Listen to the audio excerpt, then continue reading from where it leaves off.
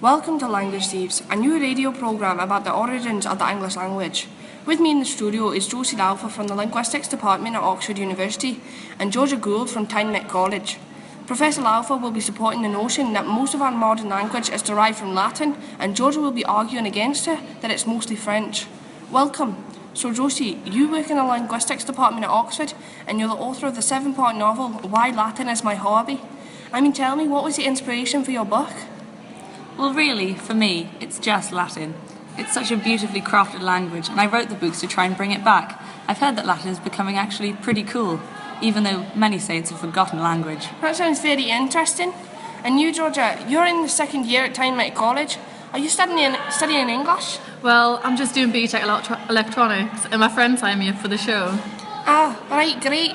Sounds like you really know your stuff. Before we begin, we have prepared a brief history of our language for the listeners at home.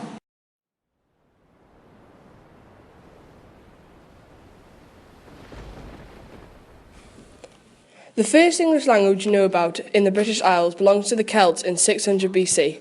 This would have been similar to the Gaelic that the Scots and the Welsh speak today. A few words have survived from the Celtic times, for example, corgi, meaning little dog, and whisky, which translates to water of life. In 55 BC, Britain was invaded by the Romans who spoke Latin. Romans named many places in Britain by using their word Chester, meaning camp. In the year 450, the Anglo-Saxons made their way to our shores and started to shape the language we know today. Everyday words such as cow, house, bread and sword came from the Anglo-Saxons. From 800 onwards, the Vikings ruled the land. They came from Denmark and Norway, and the language eventually turned into Norwegian and Danish that we know today. They also contributed words to English such as anger, husband and law. In 1066, the Normans invaded with the great William the Conqueror. They spoke the early version of French and it became the high status language for the Britons. With no more invasions of England, and gradually the English language fought back over French, this was known as the Middle English stage, and famous authors such as Chaucer wrote in this period. Even though no more armies were invading, words still did, with printing press invented in 1476. Reading Latin and Greek books became popular, and people started to steal some of the words from there. The final main contributor to our language is William Shakespeare. He was believed to invent many words such as eyeball and ale. Okay, well now we can begin our debate. We're going to flip a coin to see who goes first, and then you have 30 seconds to convince me that you're the winner. Okay, so what do you want? Heads. Heads it is. Georgia, you go first. In 1066, the Norman invasion of England had a major impact on the English language. Norman French was brought to England by William the Conqueror and his band of Normans. This became the language of the court, government and the upper class for the next 3 centuries. In fact, more than 10,000 French words found their way into the English language, words associated with government, food, art and many other aspects of life.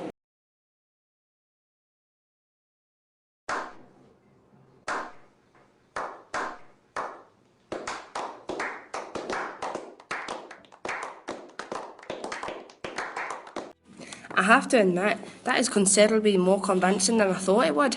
Okay, so Professor Lowther, time for you to take the MIC. Latin influence in English has been significant in all stages of its development and has made the most intellectual contributions. For example, the vocabulary of a preschool child is predominantly native English words, whereas many of the most common polysyllabic English words are of Latin origin.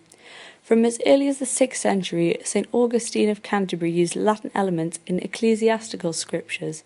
Then, between the 16th and 18th century, English writers created many new words from Latin, known as inkhorn terms, as if they had been spilled from a pot of ink, including imbibe and extrapolate. Due to the influence of Roman governance and technology, many nations, including our own, adopted Latin phraseology in specialised areas like science, technology, medicine and law. At the minute, it's pretty close. Before we begin round 2, we caught up with the public and asked them what they thought they got most of their words from. Okay, Alice. Out of Latin, French and Shakespearean, which one do you think contributed the most to the modern day English language? Shakespearean. And Erin? Wait, what was the options? Latin, French and Shakespearean. Latin. Thank you, Erin. Shakespearean. Why? Because he came up with loads of them random words and none of the audience knew. For example. I don't know an example.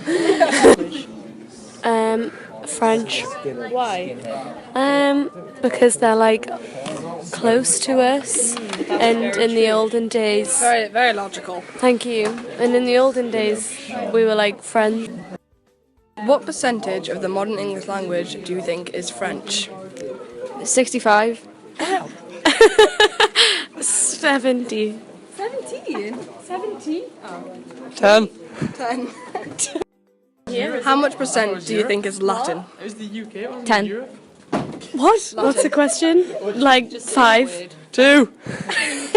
It's over 60%. No way. Bestiality. What? Bestiality. Bestiality. Alright then. What is it? Bestiality or bestiality? Bestiality. Not English.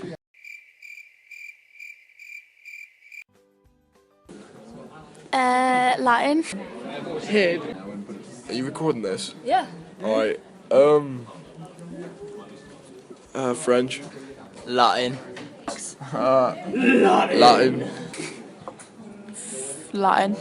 Right, now it's time for round 2. Georgia, are you ready with your counter argument? Good. Okay then, go. Today, more than 1/3 of all English words are derived directly or indirectly from French, and it's estimated that English speakers who have never even studied French already know about 15,000 French words. 29% of the English language is made up of French words, but 45% of all English words have a French origin. Alright, well, Josie, it's time for your side of the argument, so let us hear it.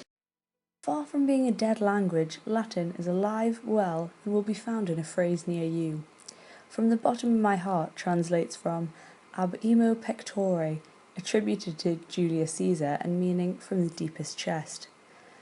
Absit inuria verbis translates to let injury be absent from these words, or more modernly, no offence. And one might think the well-known initialism RIP just means rest in peace, when in fact we're back to Latin again with requiescat in pace. That's very convincing, but as usual, we're going to let our listeners at home decide who won. That's all from us. Good night.